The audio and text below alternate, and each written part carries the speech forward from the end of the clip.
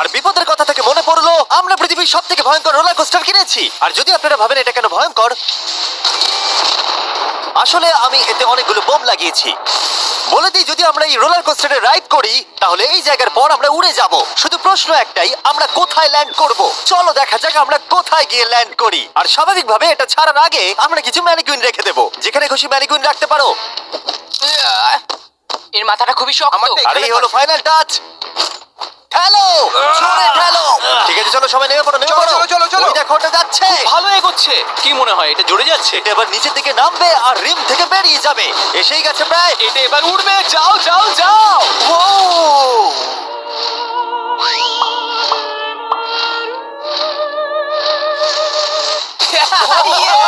এটা দারুণ ছিল। ঠিক আছে, দাঁড়াও দাঁড়াও দাঁড়াও দাঁড়াও। ও! এটা আমাকে ভয় পাইয়ে দিয়েছিল। সত্যি কথা বলতে আমি ভেবেছিলাম এটা আরো দূরে যাবে। এটা ভালো ছিল, কিন্তু চলো এটা আমরা আরেকবার করি।